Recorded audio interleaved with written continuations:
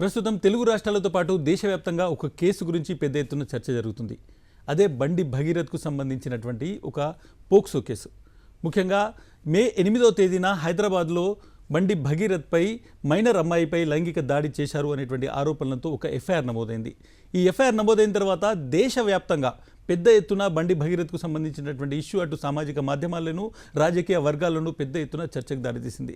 ముఖ్యంగా బండి భగీరథ్ తండ్రికి ఉన్నటువంటి రాజకీయ నేపథ్యం వల్ల ఇది కొంత హై ప్రొఫైల్గా మారింది అనేటువంటి చర్చ అయితే డెఫినెట్గా ఉంది. ఈ కేసుకు సంబంధించి ముఖ్యంగా తెలంగాణలో పెద్ద ఎత్తున రాజకీయాలు నడుతున్నాయి. బీఆర్ఎస్ అనేటువంటిది ఇప్పటికే ఒక పెద్ద మూవ్మెంట్ దీని మీద స్టార్ట్ చేసింది. కాంగ్రెస్ పార్టీ అధికారంలో ఉండి తన పొలిటికల్ అపోజిషన్ పార్టీలో ఉన్నటువంటి వ్యక్తి కొడుకు సహాయం చేస్తుంది అనేటువంటిది బీఆర్ఎస్ చేస్తున్నటువంటి ఆరోపణ. దీనిపైన తెలంగాణ ముఖ్యమంత్రి కూడా పలుసార్లు స్పందించారు. డెఫినెట్గా బండి భగీరథ్ విషయంలో చట్టం తన పని తాను చేసిపోతుంది అనేటువంటి మాటను ఆయన చెప్తున్నారు. బట్ ఈ కేసుకు సంబంధించి చాలా విషయాలు సోషల్ మీడియాలో, మెయిన్ మీడియాలో, అదేవిధంగా చాలా చోట్ల చర్చలు జరుగుతున్నటువంటి నేపథ్యంలో ఈ కేసు లీగల్ బ్యాటిల్ మీద కూడా పెద్ద ఎత్తున అటు లీగల్ ఫెటర్నిటీలో కూడా పెద్ద ఎత్తున చర్చ జరుగుతుంది. ఈ కేసుకు సంబంధించి ముఖ్యంగా బండి భగీరథ్కు ముందస్తు రక్షణ ఇవ్వాలని ఆయన తరపు న్యాయవాది హైకోర్టులో పిటిషన్ వేశారు. దాని మీద హైకోర్టులో ఒక సుదీర్ఘమైనటువంటి చర్చ జరిగింది. సుదీర్ఘమైనటువంటి వాదోపవాదాలు జరిగాయి. కోర్టు ఆ తీర్పును రిజర్వ్ చేసింది. మే 21వ తేదీ వరకు ఈ కేసుకు సంబంధించినటువంటి తీర్పు వచ్చేటువంటి అవకాశాలు ప్రస్తుతానికి కనిపించట్లేదు. కానీ ఈ లీగల్ బ్యాటిల్లో ఏం జరిగింది? ముఖ్యంగా తెలంగాణ హైకోర్టు వేదికగా దాదాపు 3 గంటల పాటు రాత్రి 12 గంటల వరకు కూడా ఈ కేసుకు సంబంధించిన వాదనలను న్యాయమూర్తి విన్నారు.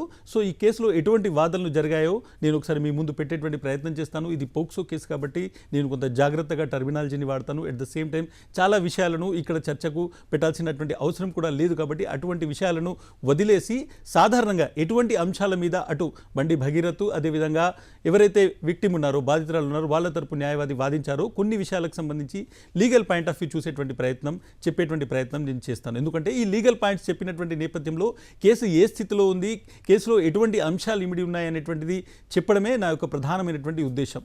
నా పేరు ఇస్మాయిల్, మీరు చూస్తున్నారు సాక్షి టీవీ. ఈరోజు ఈ మొత్తం కేసుకు సంబంధించినటువంటి డీటెయిల్స్ మీ ముందు పెట్టేటువంటి ప్రయత్నం నేను చేస్తాను. బండి భగీరథ్ కేసుకు సంబంధించి ప్రధానమైనటువంటి ఒక చర్చ జరుగుతున్నటువంటి అంశం ఏంటి అంటే, బండి భగీరథ్ ఎవరి మీద అయితే లైంగిక దాడి చేశారు అనేటువంటి ఆరోపణలు వస్తున్నాయో ఆ ఆరోపణలు ఏదైతే చేస్తున్నటువంటి బాధితురాలు వాళ్ళ కుటుంబం ఏదైతుందో వాళ్ళు చెప్పేటువంటి అంశాలు చాలా వరకు అబద్ధము అనేటువంటిది పెద్ద ఎత్తున సోషల్ మీడియాలో కూడా చర్చ జరుగుతుంది. కానీ కోర్టు ముందట ఏం జరిగింది అనేటువంటి చెప్పే ప్రయత్నం చేస్తాను. ముందుగా కోర్టుకు సంబంధించి ప్రధానమైనటువంటి ఏదైతే పిటిషన్ వేశారో బండి భగీరథ్కు ముందస్తు బెయిల్ ఇవ్వాలి అనేటువంటిది పిటిషన్. అయితే బెయిల్ పిటిషన్కి సంబంధించి విచారణ నెక్స్ట్ వారానికి వాయిదా వేస్తాము అని గురువారం రోజు న్యాయమూర్తి చెప్పినటువంటి పక్షంలో కనీసం ముందస్తు రక్షణ ఇవ్వండి అనేటువంటి దాని మీద వాదనలు శుక్రవారం రోజు స్టార్ట్ అయ్యాయి. కానీ అవి చాలా ఎక్స్టెన్సివ్గా జరిగాయి. అది ముందస్తు బెయిల్ మీదనే పూర్తిగా చర్చ జరిగినటువంటి సందర్భం. ఈ నేపథ్యంలో గురువారం రోజు బండి భగీరథ్ న్యాయవాది ఒక అంశాన్ని తీసుకొచ్చారు. ప్రధానంగా ఈ పోక్సో కేసు అనేటువంటిది పూర్తి స్థాయిలో ఇది అట్రాక్ట్ కాదు, ఎవరైతే బాధితురాలు ఉన్నారో, పిటిషన్ ఇచ్చినటువంటి బాధితురాలు ఉన్నారో ఆమె మైనర్ కాదు అనేటువంటి వాదన తీసుకొచ్చారు. దానికి వాళ్ళు కొన్ని ఆధారాలు ఏం పెట్టారంటే, గతంలో ఒక కేసుకు సంబంధించి ముఖ్యంగా చిన్నపిల్లలు డ్రైవింగ్ చేసేటువంటి ఒక కేసుకు సంబంధించి బాధితురాలు అందులో ఉంది. ఆమె మీద ఒక ఛార్జ్షీట్ కూడా నమోదైంది. అందులో ఆమె వయసు అనేటువంటిది 18 సంవత్సరాల కంటే ఎక్కువ ఉంది అని చెప్పేటువంటి ప్రయత్నం చేశారు. కానీ శుక్రవారం రోజు బండి భగీరథ్ న్యాయవాది ఈ వాదనలకు సంబంధించి ఎటువంటి ఈ అంశానికి సంబంధించి ముఖ్యంగా ఆమె మైనరా కాదా అనే అంశానికి సంబంధించి ఎటువంటి వాదనలు చేయలేదు. ముఖ్యంగా విషయం ఏంటంటే, ఈ కేసుకు సంబంధించి బాధితురాలి తరపు న్యాయవాది చాలా స్పష్టంగా కొన్ని అంశాలను తీసుకొచ్చారు. బాధితురాలికి సంబంధించినటువంటి 1వ తరగతి నుంచి 6వ తరగతి వరకు ఆమె ఏ స్కూల్లోనైతే చదువుకుందో ఆ స్కూల్కు సంబంధించినటువంటి సర్టిఫికేట్స్, దాంతోపాటు జిహెచ్ఎంసీ ఇచ్చినటువంటి బర్త్ సర్టిఫికేట్, దీంతోపాటు ఆమె 10th క్లాస్కి సంబంధించినటువంటి మెమో, ఈ మూడింటిని సాక్ష్యాధారాలను కోర్టు ముందు పెట్టిన తర్వాత ఆమె వయసు 17 సంవత్సరాల 3 నెలలుగా నిర్ధారించడం జరిగింది. సో పోలీసులు విచారణ కూడా ఇదే బయటపడింది. సుప్రీంకోర్టు దీనికి చాలా స్పష్టమైనటువంటి గైడ్లైన్స్ ఉన్నాయి. ముఖ్యంగా జ్యువెనైల్ జస్టిస్ యాక్ట్ ఏం చెప్తుందంటే, ఒక తప్పు చేసినటువంటి వ్యక్తి, ఇక్కడ కేవలం దీన్ని ఉదాహరణకు మాత్రమే జ్యువెనైల్ జస్టిస్ అనేటువంటి సెక్షన్స్ ఇక్కడ తీసుకొచ్చి దాని ఆధారంగా ఈ కేసును వాళ్ళు తీసుకోవడం జరిగింది. ఇందులో చాలా స్పష్టంగా ఏం చెప్పారంటే, జ్యువెనైల్ జస్టిస్ కేసులో ఎవరైనా ఒక తప్పు చేసినటువంటి వ్యక్తి ఎవరైతే ఉన్నారో అతని వయసును నిర్ధారించడానికి ప్రధానంగా చెప్పినటువంటి విషయాలు, ఒకటి అతనికి సంబంధించినటువంటి ఎడ్యుకేషన్ సర్టిఫికేట్స్ని తీసుకొచ్చారు. అదేవిధంగా ఏదైనా ఒక బోర్డు ద్వారా, అది 10th క్లాస్ కావచ్చు, ఇంటర్మీడియట్ కావచ్చు, ఇటువంటి బోర్డు ద్వారా జారీ అయినటువంటి సర్టిఫికేట్స్ ఇవి ఉంటే ఇంకా మిగిలిన సర్టిఫికేట్లు ఏమీ అవసరం లేదు అనేటువంటి చాలా స్పష్టంగా సుప్రీంకోర్టు గైడ్లైన్స్లో కూడా ఉంది. జ్యువెనైల్ జస్టిస్ యాక్ట్ కూడా ఇదే చెప్తుంది. ఈ నేపథ్యంలో చాలా స్పష్టంగా కోర్టు వారి ముందట ఇటు బాధితురాలికి సంబంధించినటువంటి ఎవరైతే పక్షం ఉన్నారో లాయర్లు ఉన్నారో వాళ్ళు తీసుకొచ్చి ఇవన్నీ కోర్టు ముందట పెట్టిన తర్వాత ఆమె మైనర్ అనేటువంటి విషయం స్పష్టమైంది. సో ప్రధానంగా ఏదైతే ఒక సెక్షన్ ఆధారంగా లేకుంటే ఒక మాట ఆధారంగా ఏదైతే బండి భగీరథకి సంబంధించి న్యాయవాదులు ముందు కోర్టు దగ్గరకు వచ్చారో అది పూర్తిగా కొంత వీగిపోయిందనేటువంటి విషయం చెప్పాలి. ఈ నేపథ్యంలో పూర్తిగా ఆమె మైనర్ అనేటువంటి విషయం క్లారిటీ అయింది కోర్టు ముందు, అది స్పష్టంగా తేలినటువంటి సందర్భం. ఇప్పుడు వాదనల సందర్భంగానే చెప్తాను, కోర్టు దీని మీద ఇప్పటివరకు జడ్జిమెంట్ ఇవ్వలేదు. వాదనల సందర్భంగా వాళ్ళు ఒక సీల్డ్ కవర్లో ఆమె వయసుకు సంబంధించినటువంటి ఆధారాలతో సహా కోర్టుకు ఒక నివేదికను సమర్పించడం జరిగింది. ఇక ఇంకొక ప్రధానమైనటువంటి అంశము ముఖ్యంగా బండి భగీరథ్ తనకు అనుకూలమైనటువంటి ఆర్గ్యుమెంట్స్ చేసినటువంటి నేపథ్యంలో కనిపించింది ఏంటి అనంటే, ఎందుకు మే 8వ తేదీన కొన్ని సెక్షన్స్ పెట్టారు, ఫిర్యాదు సమయంలో కొన్ని సెక్షన్స్ పెట్టారు, ఆ సెక్షన్స్ని తర్వాత ఎందుకు ఆల్టర్ చేశారు, ఎందుకు మార్చారు, కొత్త సెక్షన్లు ఎందుకు చేర్చారు, దీనిలో కుట్ర ఉంది అనేటువంటిది బండి భగీరథ్కు సంబంధించినటువంటి న్యాయవాది చేసినటువంటి ప్రధానమైనటువంటి ఆరోపణ. ముఖ్యంగా ఎప్పుడో జనవరిలో జరిగినటువంటి ఒక సంఘటనకు 3.5-4 నెలల తర్వాత ఒక పిటిషన్ వేశారు. ఆ పిటిషన్ వేసిన తర్వాత డిసెంబర్ 31 సందర్భంగా జరిగినటువంటి సంఘటన గురించి ఇక్కడ మనం మాట్లాడుతున్నాము. సో డిసెంబర్ 31 రాత్రి జరిగినటువంటి సంఘటనకు మే 8వ తేదీన వాళ్ళు పూర్తిగా ఒక పిటిషన్ ఇచ్చారు. ఆ పిటిషన్లో బాధితురాలికి సంబంధించినటువంటి తల్లి ఒక పారాగ్రాఫ్లో చాలా స్పష్టంగా ఏం రాశారంటే, మేము మార్చి నెల నుంచి న్యాయ సలహా తీసుకునేటువంటి ప్రయత్నం చేస్తున్నాము అనేటువంటిది రాశారు. ఆ తర్వాత వాళ్ళు ఒక పూర్తి పిటిషన్ను పోలీస్ స్టేషన్కి ఇచ్చారు. వాళ్ళు ఎందుకు పూర్తిగా ఆ రోజు ఏం జరిగిందనేటువంటి విషయాన్ని ఎందుకు చెప్పలేదు, తీవ్రమైనటువంటి లైంగిక దాడి జరిగింది అని ఎక్కడా కూడా ఆమె మే 8వ తేదీన బాధితురాలి తల్లి మే 8వ తేదీన ఇచ్చినటువంటి పిటిషన్లో ఎందుకు లేదు, దాన్ని తర్వాత మళ్ళీ 9వ తేదీ 10వ తేదీ ఎందుకు దాన్ని ఆల్టర్ చేయాల్సి వచ్చింది పోలీసులు, దీనిలో మోటివ్ అనేటువంటిది తప్పుగా కనబడుతుంది, దీనిలో మా క్లయింట్ బండి భగీరథ్ను ఇరికించేటువంటి ప్రయత్నం జరుగుతుంది అనేటువంటిది ఇక్కడ చాలా స్పష్టంగా బండి భగీరథ్ న్యాయవాది తీసుకొచ్చినటువంటి ఒక ఆర్గ్యుమెంట్. సో డెఫినెట్గా ఈ ఆర్గ్యుమెంట్కి సంబంధించి చాలా అంశాలను, గతంలో ఉన్నటువంటి కేసులను కూడా ఆయన తీసుకొచ్చారు. ఈ ఆర్గ్యుమెంట్కి సంబంధించి చాలా విషయాలు కూడా చెప్పడం జరిగింది. ముఖ్యంగా ఈ కేసులో ఎందుకు ఆల్టర్ చేయాల్సి వచ్చింది, పోక్సో లాంటి ఒక ఇంపార్టెంట్ కేసు లీగల్ ఒపీనియన్ తీసుకున్నామనేటువంటిది పిటిషన్లోనే ఏదైతే ఎఫ్ఐఆర్ కాపీ చూస్తే కానీ లేకుంటే బాధితురాలి తల్లి ఇచ్చినటువంటి పిటిషన్లో కూడా మేము లీగల్ ఒపీనియన్ తీసుకున్న తర్వాతనే ఇచ్చాము అనేటువంటి మాటను చాలా స్పష్టంగా చెప్పారు. మరి తర్వాత కొత్త విషయాలు ఎందుకు వచ్చాయి, ఎందుకు ఆల్టర్ చేశారు, 5 సంవత్సరాల కంటే తక్కువ పడేటువంటి శిక్షలు ఉన్నటువంటి ఎఫ్ఐఆర్ను ఎందుకు 20 సంవత్సరాల వరకు కూడా శిక్ష పడేటువంటి సెక్షన్స్ వరకు ఎందుకు దీన్ని తీసుకెళ్లారు అనేటువంటిది బండి భగీరథ్ న్యాయవాది చేసినటువంటి ఆర్గ్యుమెంట్. దీనికి సంబంధించి అటు పబ్లిక్ ప్రాసిక్యూటర్ కావచ్చు, ఎట్ ద సేమ్ టైం బాధితురాలి న్యాయవాది ఇంకొక స్ట్రాంగ్ ఆర్గ్యుమెంట్ వాళ్ళు తీసుకొచ్చారు. ముఖ్యంగా చాలా విషయాలకు సంబంధించి తల్లిదండ్రులతో, ముఖ్యంగా అమ్మాయిలు తన తల్లితో చాలా విషయాల్ని షేర్ చేసుకుంటారు, కొన్ని సందర్భాల్లో షేర్ కూడా చేసుకోరు. సో ఇటువంటి పరిస్థితులు ఉంటాయి, అది కేస్ బై కేసు ఉంటుంది. ఈ సందర్భంలో తన మీద ఇటువంటి లైంగిక దాడి జరిగిందనేటువంటి విషయాన్ని బహుశా ఆ అమ్మాయి తన తల్లికి చెప్పి ఉండకపోవచ్చు అనేటువంటి ఒక ఆర్గ్యుమెంట్ తీసుకొచ్చారు. ఎందుకు ఆల్టర్ చేయాల్సినటువంటి పరిస్థితి వచ్చింది అంటే, 8వ తేదీన కేసు నమోదైన తర్వాత భరోసా కేంద్రానికి సంబంధించినటువంటి కొంతమంది మహిళలు officers, at the same time కొంతమంది లేడీ పోలీస్ ఆఫీసర్స్ అమ్మాయి దగ్గరికి వెళ్ళి ఆమెకు భరోసా ఇచ్చి ఆమెతో కూర్చుండి కౌన్సిలింగ్ చేసిన తర్వాత ఏం జరిగింది చెప్పండి అని చెబుతున్నటువంటి క్రమంలో తన మీద జరిగినటువంటి ఒక తీవ్రమైనటువంటి సెక్సువల్ పెనట్రేషన్ అనేటువంటి పదాన్ని వాళ్ళు ఇక్కడ వాడారు.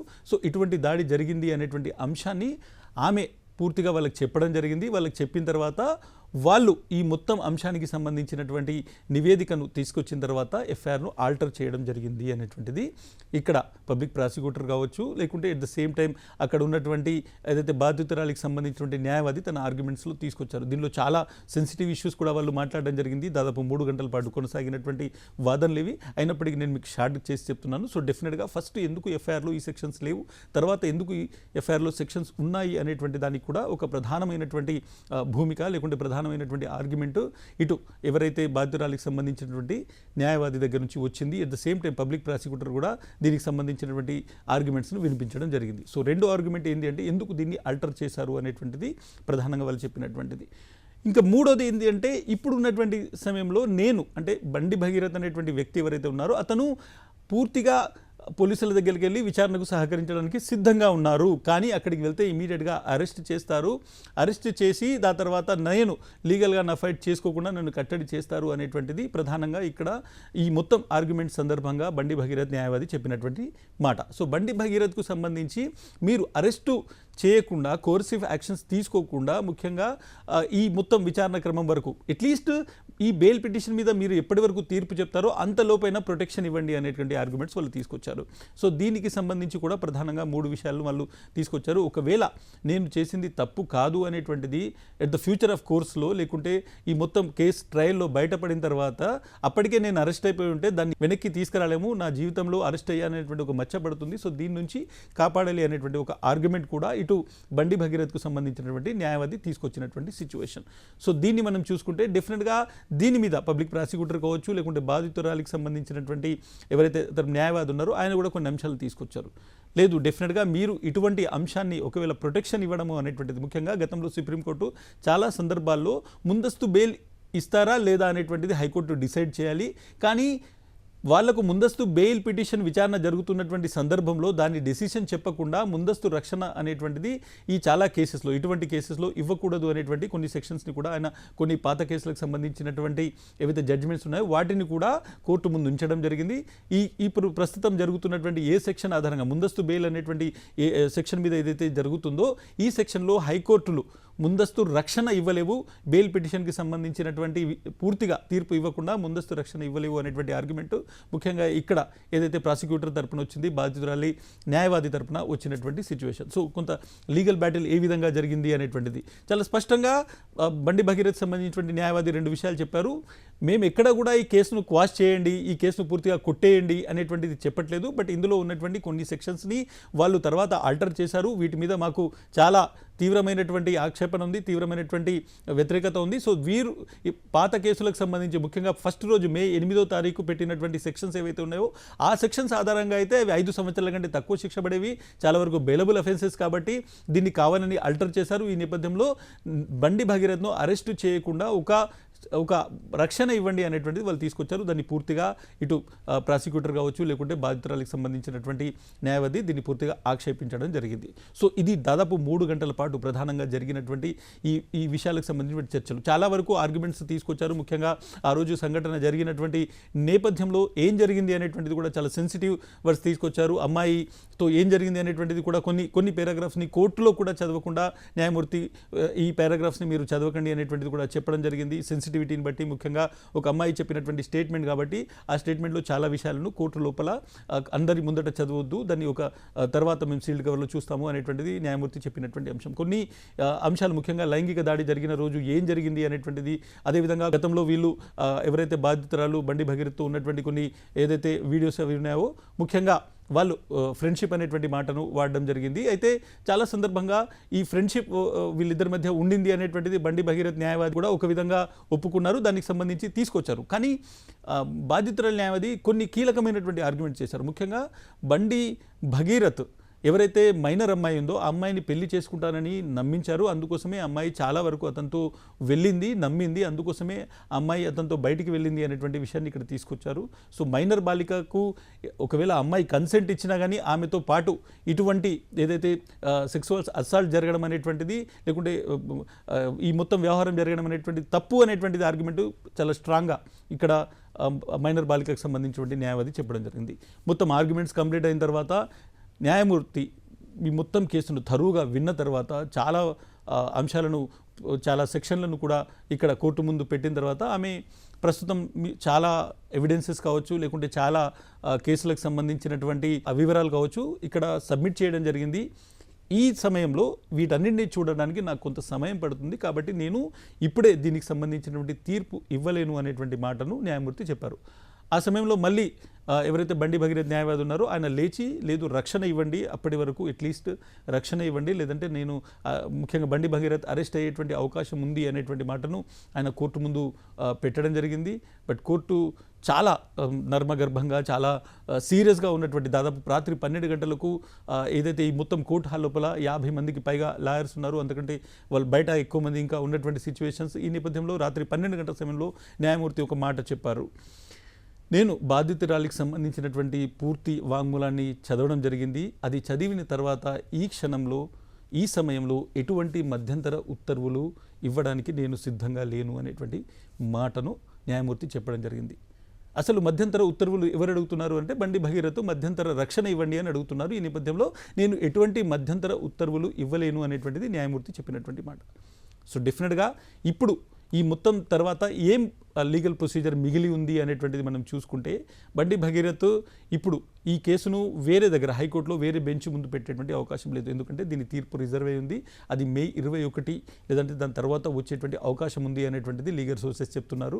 సో మే 21కి వస్తుందా, ఇంకొక 3-4 రోజుల తర్వాత వస్తుందా అనేటువంటి చూడాలి. ఈ తీర్పు పెండింగ్లో ఉన్నటువంటి నేపథ్యంలో, ముందస్తు బెయిల్కి సంబంధించినటువంటి అంశం పెండింగ్లో ఉన్నటువంటి నేపథ్యంలో ఇప్పుడు ఇంకొక డివిజన్ బెంచ్కి వెళ్ళేటువంటి అవకాశం బండి భగీరథ్కు లేదు. అట్ ద సేమ్ టైం దీన్ని సుప్రీంకోర్టులో మెన్షన్ చేసే అవకాశాలు కూడా చాలా తక్కువగా ఉన్నాయి. ఎందుకంటే సుప్రీంకోర్టుకి వెళ్ళినా కానీ హైకోర్టు న్యాయమూర్తి ఏదైతే వెకేషన్ బెంచ్ ఉందో ఆ వెకేషన్ బెంచ్లో మీరు అక్కడికే వెళ్ళండి, వాళ్ళు తీర్పిచ్చిన తర్వాత మీరు ఇక్కడికి రండి అనేటువంటి విషయం చెప్పేటువంటి అవకాశం ఉంది. సో ఈ నేపథ్యంలో లీగల్ ఫైట్ అనేటువంటిది ఒక విధంగా డెడ్ లాక్కి చేరుకుంది. ముఖ్యంగా బండి భగీరథ్ లీగల్ ఫైట్ అనేటువంటిది ఈ తీర్పు వచ్చే వరకు పూర్తిగా ఒక డెడ్ లాక్కి లేకుంటే డెడ్ ఎండ్కి చేరుకున్నటువంటి సిచ్యువేషన్. ఇప్పుడు ఆయన ఏం చేసేటువంటి అవకాశం ఉంది? బండి భగీరథ్ నిజంగానే ఈ కేసు తీర్పు వచ్చే వరకు అబ్స్కాండింగ్లో ఉంటారా, లేదంటే ఆయన పోలీసుల ముందు విచారణకు హాజరవుతారా? పోలీసుల ముందు విచారణకు హాజరైతే డెఫినెట్గా ఆయనను అరెస్ట్ చేసేటువంటి సెక్షన్స్ చూసినటువంటి నేపథ్యంలో ఆయనను అరెస్ట్ చేసేటువంటి అవకాశాలు ఉన్నాయి. సో మనం చూసుకుంటే డెఫినెట్గా తెలంగాణ ముఖ్యమంత్రి కూడా దీని మీద ఒక కామెంట్ చేయడం జరిగింది. బండి భగీరథ్ తండ్రి స్వయంగా అతన్ని తీసుకొచ్చి పోలీసులకు అప్పగించాలనేటువంటి మాట చెప్పడం జరిగింది. సో డెఫినెట్గా ఒకవైపు పోలీసుల పైన కూడా ప్రెషర్ పెరుగుతుంది. ముఖ్యంగా సోషల్ మీడియా అన్ని వర్గాల నుంచి పొలిటికల్గా కూడా ఇది పెద్ద హై ప్రొఫైల్ కేసు అయినటువంటి నేపథ్యంలో పోలీసులు ఇమీడియట్గా ఇప్పటికే 4-5 పార్టీస్ ఫామ్ చేసినట్టుగా తెలుస్తుంది. వాళ్ళు వెతికే అతన్ని పట్టుకుంటారా, లేకుంటే ఈ మొత్తం ఏదైతే ఈ డెడ్ లాక్ కంప్లీట్ అయ్యే వరకు లీగల్గా ముందస్తు బెయిల్ అనేటువంటిది ఏదైతుందో దాని మీద తీర్పు వచ్చే వరకు వెయిట్ చేస్తారా అనేటువంటిది ఇక్కడ మనం చూడాల్సి ఉంటుంది. బట్ డెఫినెట్గా ఒక లీగల్ బ్యాటిల్ అనేటువంటిది బండి భగీరథ్ విషయంలో ఒక డెడ్ లాక్కు చేరుకుంది అనేటువంటిది ఇక్కడ చాలా స్పష్టంగా అనిపిస్తుంది. ఈ కేసుకు సంబంధించి చాలామంది లీగల్ ఎక్స్పర్ట్స్ చూసినటువంటి అంశాలు చూసుకుంటే పోక్సో కేసుకు సంబంధించి ఒక చాలా ఇంపార్టెంట్ కేసు. ఈ కేసులో ఒక దగ్గర వాదనలు జరుగుతున్నప్పుడు కూడా బాధితురాలికి సంబంధించినటువంటి న్యాయవాది ఒక మాట చెప్పారు. కౌంటర్ కేసు కరీంనగర్లో పెట్టడం అనేటువంటిదే డెఫినెట్గా బండి భగీరథ్ రాజకీయంగా ఎంత పలుకుబడి ఉన్నటువంటి వ్యక్తో అర్థమవుతుంది. సో డెఫినెట్గా అక్కడ కేసు పెట్టడం అనేటువంటిది వాళ్ళ పొలిటికల్కి సంబంధించినటువంటి పవర్ను చూపెడుతుంది. కాబట్టి అతనికి బెయిల్ ఇవ్వడము లేదంటే రక్షణ ఇవ్వడం అనేటువంటిది ఒక విధంగా ఈ బాధితురాల్ని భయపెట్టడము, బాధితురాలికి సంబంధించినటువంటి మానసిక స్థైర్యాన్ని దెబ్బతీయడము అనేటువంటి ఇక్కడ కామెంట్ చేశారు. దాన్ని కామెంట్ చేస్తూ ఎట్ ద సేమ్ టైం ఎవరు బండి భగీరథ్ ఫ్యామిలీకి ఒకలాంటి ఏదంటే సజెషన్ ఇచ్చారో అక్కడ కేసు పెట్టమని, ఇది డెఫినెట్గా ఆయన పొలిటికల్ ఇన్ఫ్లుయెన్స్ చూపెడుతుంది. ఇది వారికే నెగిటివ్గా తర్వాత ట్రయల్ సమయంలో కూడా మారుతుంది అనేటువంటిది కూడా బాధితురాలికి సంబంధించిన న్యాయవాది కోర్టులో చెప్పినటువంటి విషయం. సో ఈ విధంగా ఈ మొత్తం కేసుకు సంబంధించిన ట్రయల్ దాదాపు 3 గంటల పాటు శుక్రవారం అర్ధరాత్రి 12 గంటల వరకు కూడా ఈ ట్రయల్ కొనసాగింది. సో డెఫినెట్గా గౌరవ న్యాయస్థానం ఎటువంటి తీర్పు ఇవ్వబోతోంది అనేటువంటి దాని మీద ప్రతి ఒక్కరికి కూడా, ఈవెన్ లీగల్ ఫెటర్నిటీలో కూడా ప్రతి ఒక్కరికి ఒకలాంటి ఆసక్తి, ఒకలాంటి ఉత్కంఠ ఉన్నాయి. ఈ కేసును ప్రతి ఒక్కరూ మానిటర్ చేస్తున్నారు. నేను లీగల్ విషయాలు, కోర్టులో జరిగినటువంటి అంశాలను మాత్రమే ఇక్కడ చెప్పేటువంటి ప్రయత్నం చేశాను. చాలా సెన్సిటివ్ విషయాలు ఉన్నాయి, బట్ వాటి జోలికి నేను వెళ్ళకూడదు. ఎందుకంటే ఎవరు కూడా మీడియాలో మాట్లాడేటువంటి సమయంలో ఒక పోక్సో కేసు గురించి మాట్లాడుతున్నప్పుడు బండి భగీరథ్ కేవలం నిందితుడు మాత్రమే. అదేవిధంగా అమ్మాయి మైనర్, ఈ 2 విషయాలను జాగ్రత్తగా చూసిన తర్వాతనే దీని మీద కామెంట్స్ చేస్తే మంచిది అనేటువంటిది లీగల్గా ప్రతి ఒక్కరు చెప్తున్నటువంటి మాట.